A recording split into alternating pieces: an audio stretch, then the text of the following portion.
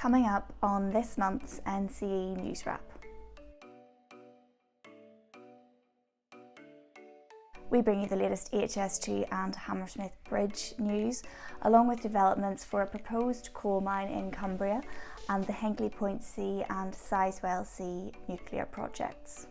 In other news, Lower Thames Crossing Executive Director Matt Palmer has told NCE he is confident the proposed National Highways road scheme will be given the go-ahead because of the obvious need to ease congestion on the Dartford crossing.